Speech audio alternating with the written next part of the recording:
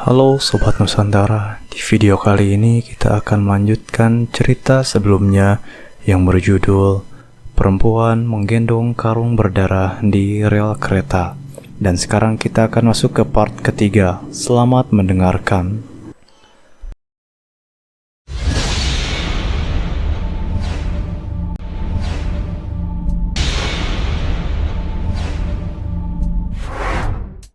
Siska duduk termenung di meja belajarnya, menatap lekat-lekat foto-foto dan catatan yang kini tersebar di seluruh kamarnya.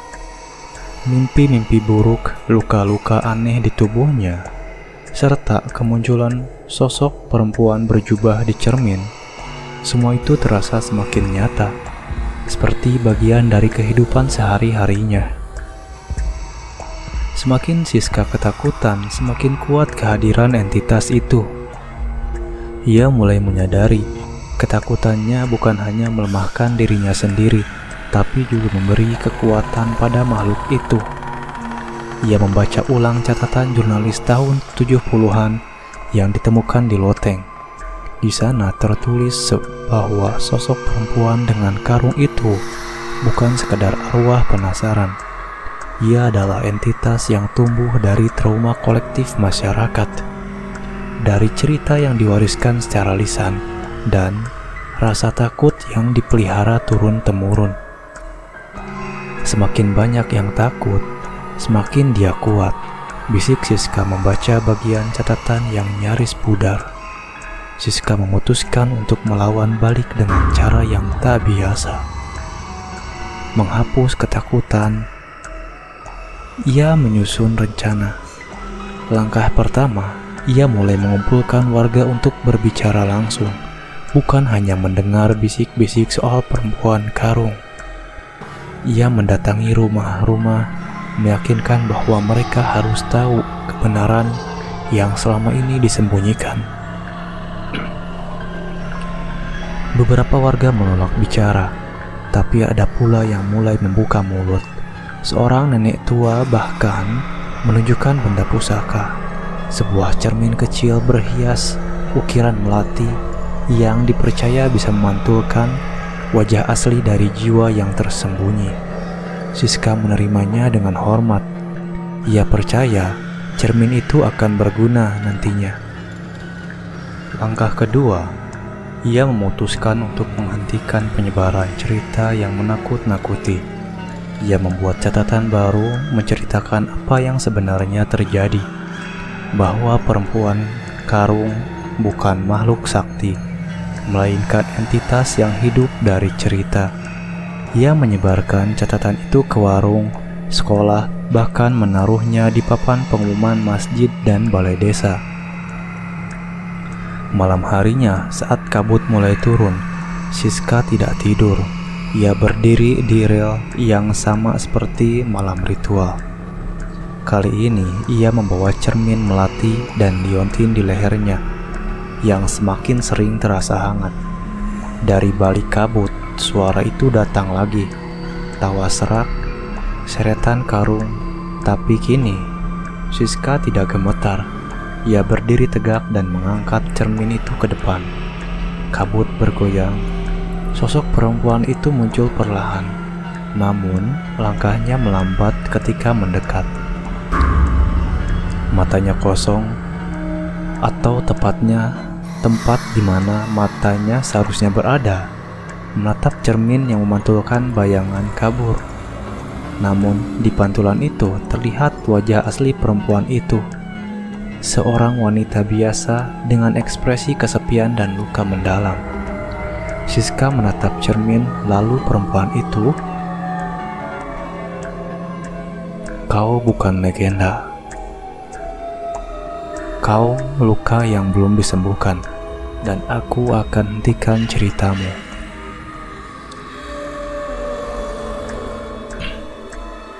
Perempuan itu menjerit, bukan jeritan marah, tapi lebih seperti tangisan yang tertahan selama puluhan tahun. Dalam sekejap, karung di punggungnya terbuka dan angin kencang menerpa sekeliling, menghapus kabut bersama jeritannya. Sosok perempuan itu lenyap dalam kilatan cahaya putih yang menyilaukan. Siska jatuh berlutut, hening, tak ada tawa, tak ada seretan, hanya suara jangkrik malam dan angin lembut yang menyapu rumput. Ia berhasil untuk sementara, tapi ia tahu ini belum berakhir.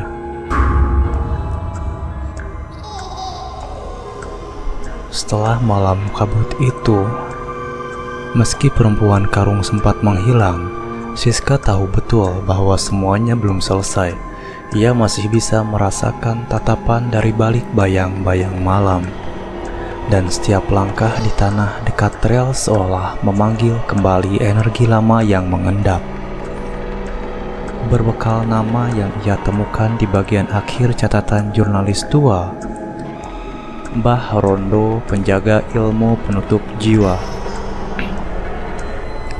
Siska memulai pencariannya. Mbah Rondo tinggal di sebuah dusun terpencil di balik hutan pinus, beberapa kilometer dari desa. Perjalanan ke sana tidak mudah.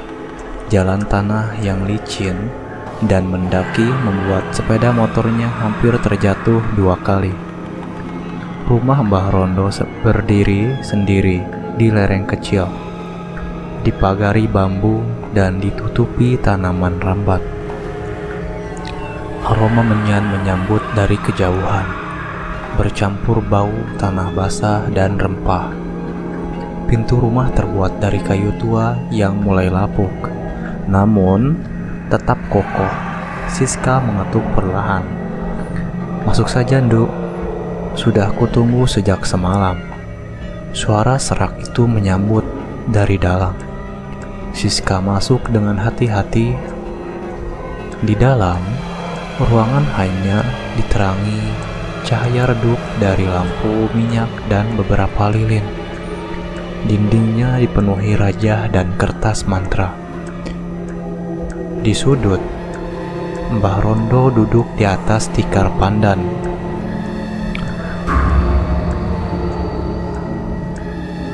Matanya sipit namun tajam, seolah bisa menembus isi hati.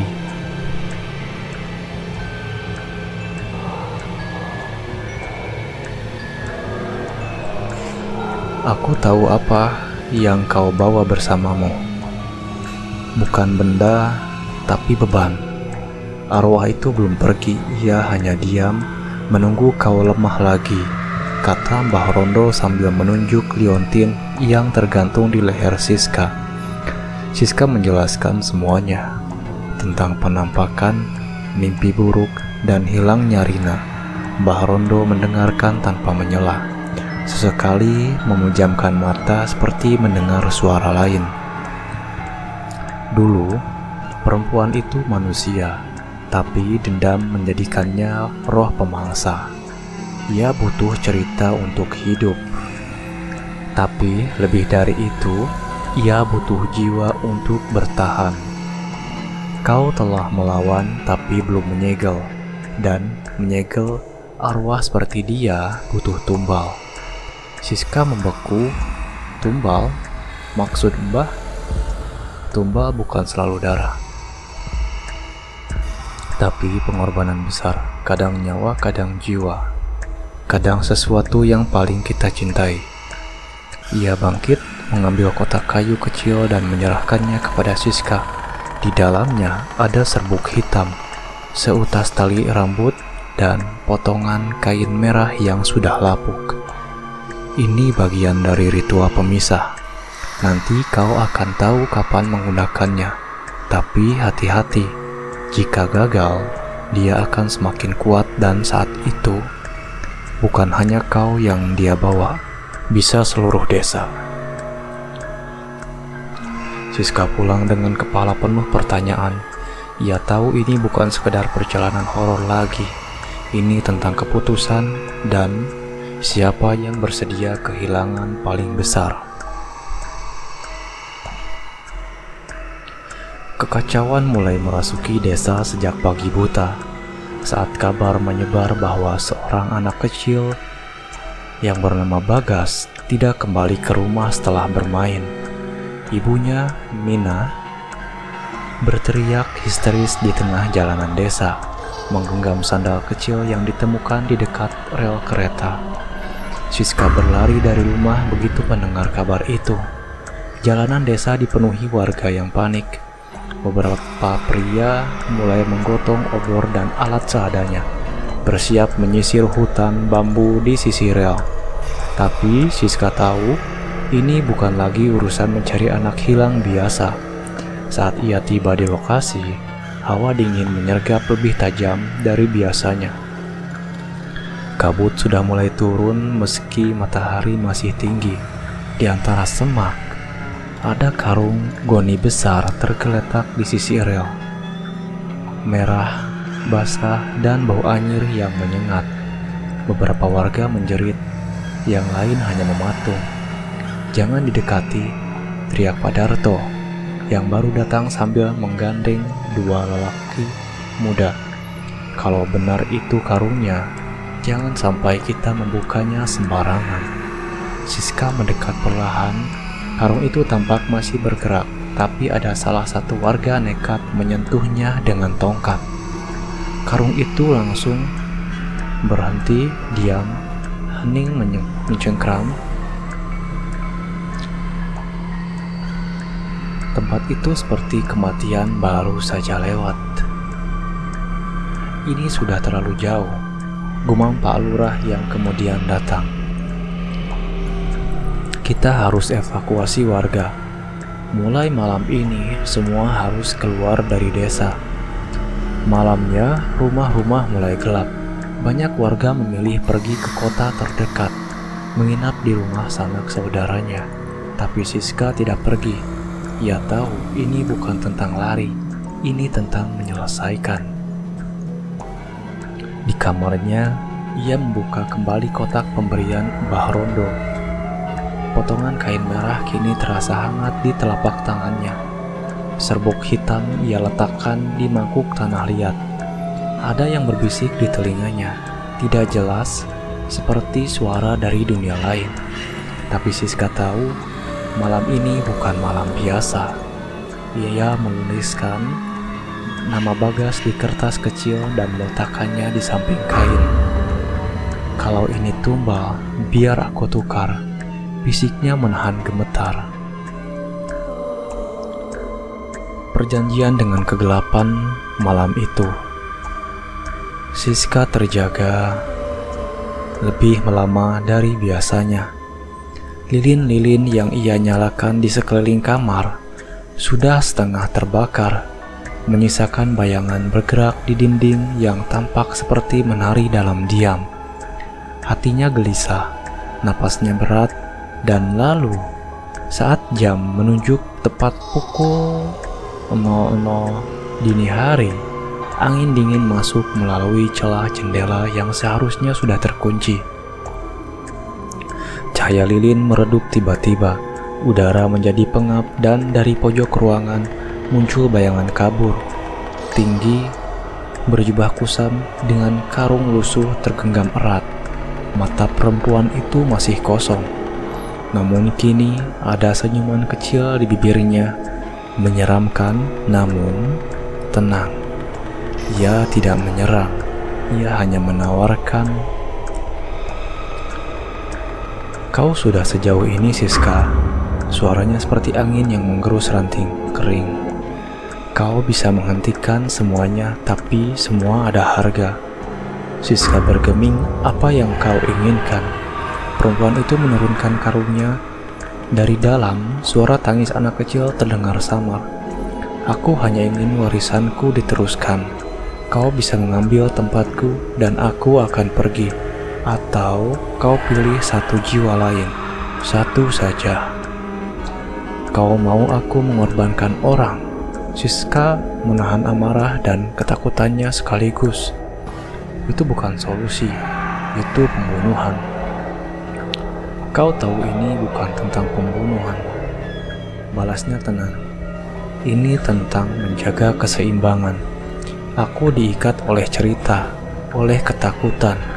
Kalau tak ada yang melanjutkan, Ketakutan itu akan menyebar dan desa ini akan hilang. Pilihannya sederhana, kau atau yang lain. Bayangan itu menghilang seketika, tapi suara tangisan dalam karung masih menggema di kepala Siska. Bahkan saat ia duduk diam sendiri, tawaran itu nyata dan waktu tak berpihak. Pagi harinya, Siska pergi ke rumah Pak Lurah. Ia ingin memperingatkan tapi lidahnya keluh.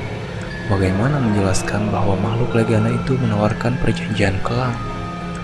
Di balik semua rasa takutnya, ada ide gila di kepalanya. Bagaimana jika ia bisa membalikkan perjanjian itu? Bagaimana jika ia bisa membuat perempuan karung percaya bahwa kutukannya bisa dipindahkan, tapi bukan kepada manusia lain, melainkan kepada kenangan itu sendiri, kepada benda atau tempat.